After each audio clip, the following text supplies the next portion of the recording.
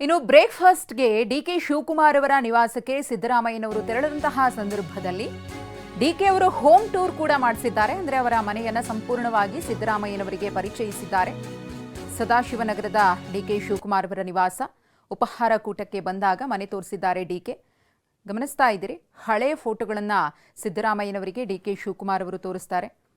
ಸಂಪೂರ್ಣವಾಗಿ ತಮ್ಮ ಮನೆಯನ್ನ ಸಿಎಂ ಅವರಿಗೆ ಪರಿಚಯಿಸುವಂತಹ ಕೆಲಸವನ್ನ ಇಲ್ಲಿ ಡಿಸಿಎಂ ಡಿಕೆ ಶಿವಕುಮಾರ್ ಅವರು ಮಾಡ್ತಾರೆ. ಫೋಟೋಗಳಿರಬಹುದು ಅಥವಾ ಬೇರೆ ಬೇರೆ ವಿಚಾರಗಳಿಗೆ ಸಂಬಂಧಪಟ್ಟಂತೆ ನೆನಪಿನ ಕಾಣಿಕೆಗಳಿರಬಹುದು. ಯಾವ ರೀತಿಯಾಗಿ ಡಿಕೆ ಶಿವಕುಮಾರ್ ಅವರಿಗೆ ಒಂದಷ್ಟು ಹಳೆಯ ನೆನಪುಗಳು ಅವರ ಮನಸ್ಸಿನಲ್ಲಿ ಅಚ್ಚಳಿಯದೆ ಉಳಿದಿದೆಯೋ ಅದೆಲ್ಲವನ್ನ ಕೂಡ ಸಿಎಂ ಸಿದ್ದರಾಮಯ್ಯನವರಿಗೆ ಹೇಳುವಂತಹ ಕೆಲಸವನ್ನ ಮಾಡಿದ್ರು. ಹಾಗೆಯೇ ಅವರಿಗೆ ಶಾಲನ್ನು ಹಾಕುವ ಮೂಲಕ ಇದೇ ಸಂದರ್ಭದಲ್ಲಿ ಗೌರವವನ್ನು ಕೂಡ ಸೂಚಿಸಲಾಯಿತು. ಇಬ್ಬರು ಹ್ಯಾಂಡ್ ಶೇಕ್ ಮಾಡಿ ನಮ್ಮಲ್ಲಿ ಯಾವುದೇ ರೀತಿಯ ಬಿರುಕಿಲ್ಲ ಅಂತ ಹೇಳಿ ಒಗ್ಗಟ್ಟು ಪ್ರದರ್ಶನವನ್ನ ಇದೇ ಸಂದರ್ಭದಲ್ಲಿ ಮಾಡಿದ್ರು.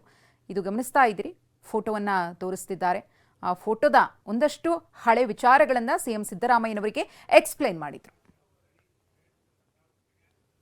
ಇನ್ನು ಮತ್ತೊಂದು ಇಂಟ್ರೆಸ್ಟಿಂಗ್ ಸಂಗತಿ ಇವತ್ತಾಗಿದ್ದೇನಪ್ಪ ಅಂದ್ರೆ, ಸಿಎಂ ಮತ್ತು ಡಿಸಿಎಂ ಅವರ ಕೈಯಲ್ಲಿ ಸೇಮ್ ಟು ಸೇಮ್ ವಾಚ್ ಇದ್ದಿದ್ದು.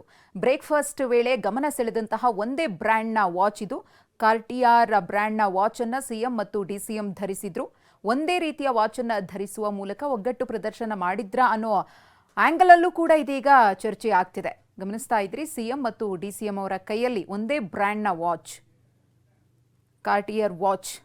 ಇಬ್ರು ಕೂಡ ಒಂದೇ ಬ್ರ್ಯಾಂಡ್ ವಾಚ್ ಅನ್ನ ಧರಿಸುವ ಮೂಲಕ ಒಗ್ಗಟ್ಟು ಪ್ರದರ್ಶನ ಮಾಡಿದ್ರ ಅನ್ನೋದು ಒಂದು ಆಂಗಲ್ನ ಚರ್ಚೆ. ಅಥವಾ ಇದು ಕಾಕತಾಳೀಯವೂ ಕೂಡ ಇರಬಹುದು. ಅವರ ಬಳಿ ಇರೋ ಬ್ರ್ಯಾಂಡ್ ವಾಚ್ ಇವರ ಬಳಿಯೂ ಕೂಡ ಇರಬಹುದು.